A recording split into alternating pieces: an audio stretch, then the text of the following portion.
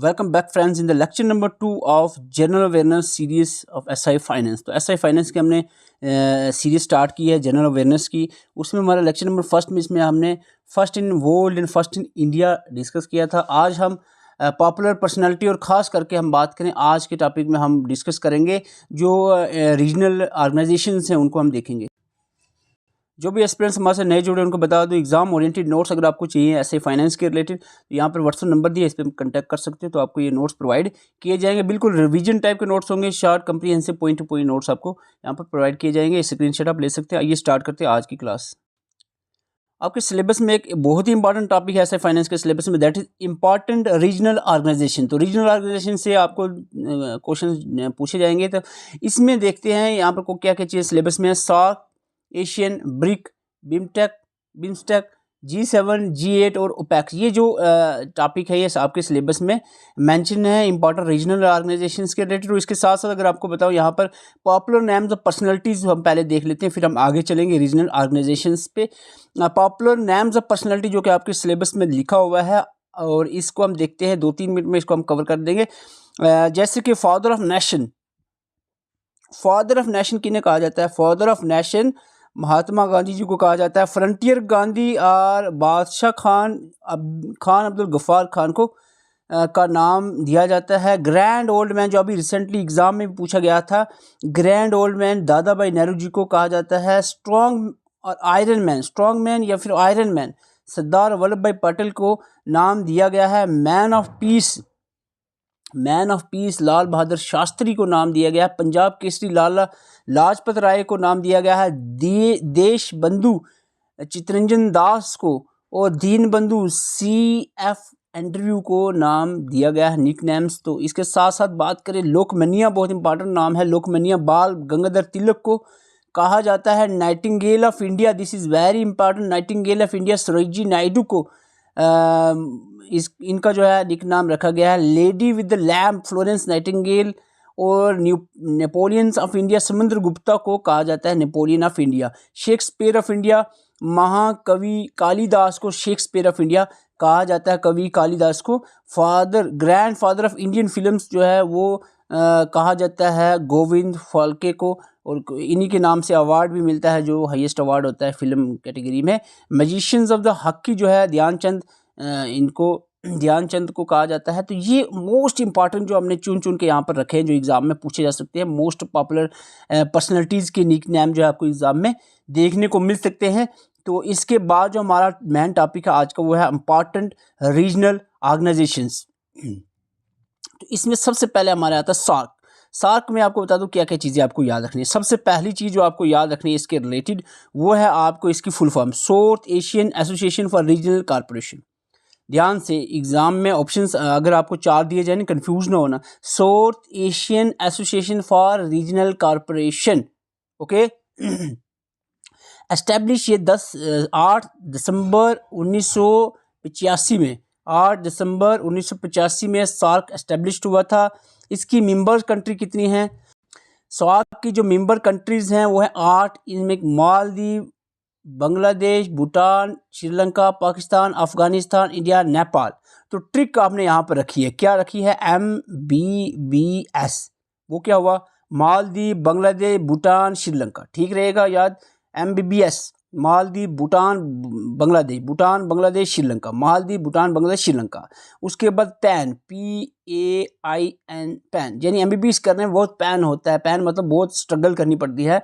तो पैन जो है, पैन में P आता है पाकिस्तान, A आता है अफगानिस्तान, I आता है इंडिया, N आता है नेपाल। तो आई होप जो है ये ट्रिक कहीं ना कहीं आपको हेल्प करेगी ये कंट्रीज़ को के नाम को आपको याद रखने में, ओके।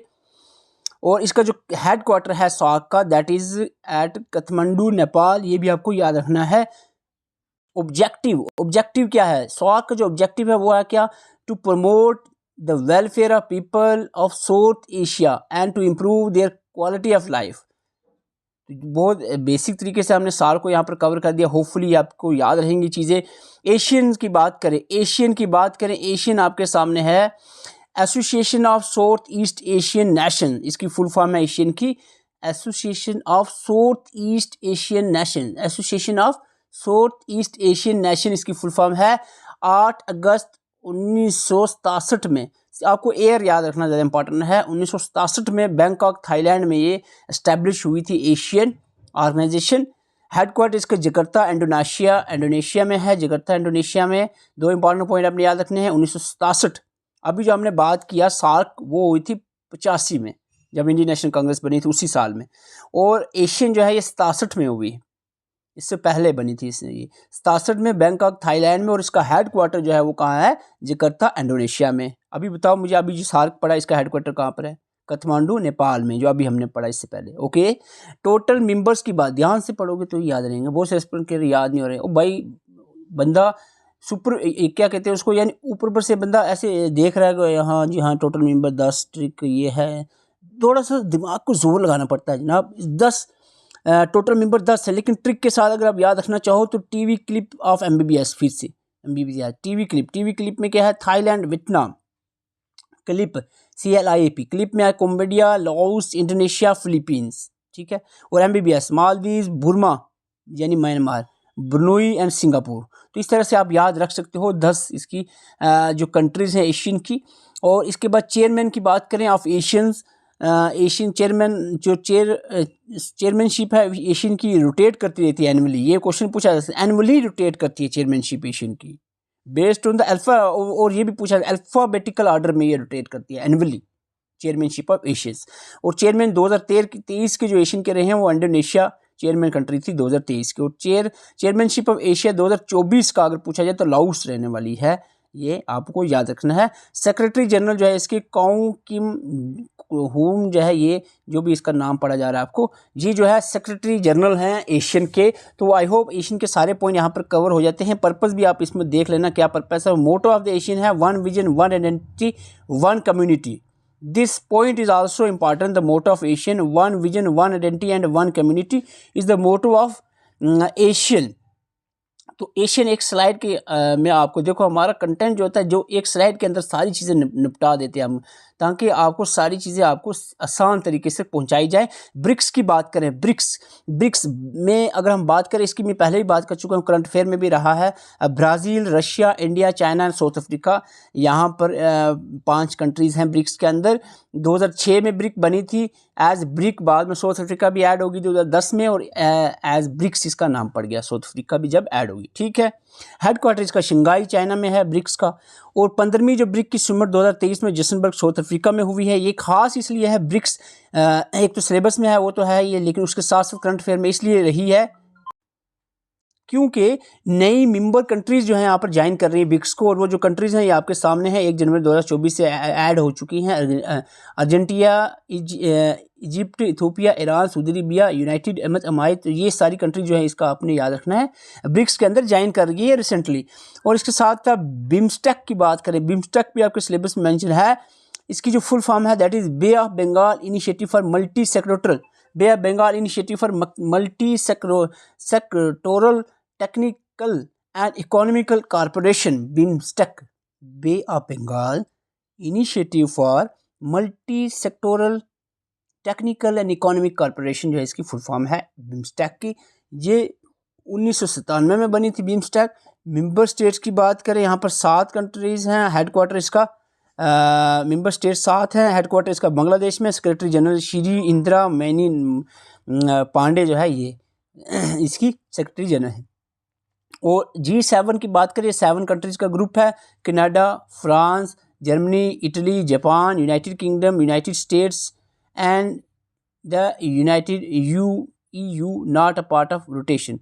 तो यहाँ पर फार्मेशन की बात करें, 1973 में इसकी फार्मेशन हुई थी। होस्ट जो है 2023 की जापान रहेगी। G20 की बताने की खास ज़रूरत नहीं है क्योंकि ये बहुत बार बता चुका हूँ, करंट अफेयर की वीडियो में हमने इसको डिस्कस किया था। एस्टैब्लिश 1999 में हुई थी, group of 19 countries and European union. लेकिन अब G20 नहीं रही है, G21 हो गई है। क्योंकि यहाँ पर आपको मैं बताऊँ G21 क्यों हो गई है, क्योंकि अफ्रीकन यूनियन जो है become the new member of G20। 11 सितंबर 2023 से एक नए मेंबर बन गया अफ्रीकन यूनियन।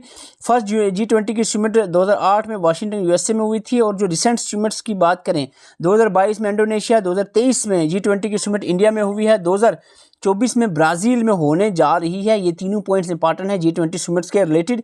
और इसके बाद अगर हम बात करें 18th एडिशन ऑफ G20 सितंबर 2023 जो है वो हुई है इंडिया के अंदर। 2023 में जो हुई थी 18th एडिशन थी G20 की। थीम की बात करें वसुदेवा कुटुंबकम जो है इसकी थीम है one earth one family one future. ये बाकी सारे पॉइंट ये बारहा हम डिस्कस कर चुके हैं G20 क्योंकि नई बात नहीं G20 का, हालांकि ये इंपॉर्टेंट है लेकिन बहुत बार हम इसको कवर कर चुके हैं। अपेक की बात करें, अपेक एक नई आपके लिए रहेगी टॉपिक क्योंकि आपने सुना ना हो। Organization of the Petroleum Exporting Countries a permanent inter government organization. तो जी क्या है, ये है Organization for Petroleum Exporting Countries OPEC.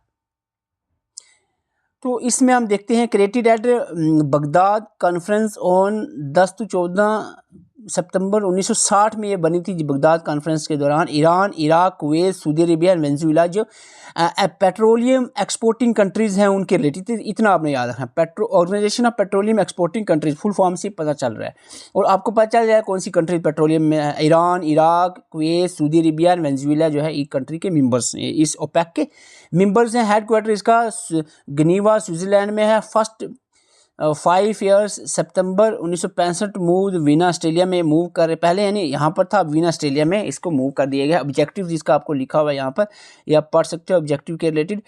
तो ये इसके बाद नेक्स्ट टॉपिक हम इंटरनेशनल ऑर्गेनाइजेशन पे UN वगैरह पे डिस्कस करेंगे, लेकिन अगर वीडियो में रिस्पॉन्स अच्छा रहता है तभी हम कंटिन्यू रख पाएंगे इस सीरीज़ को।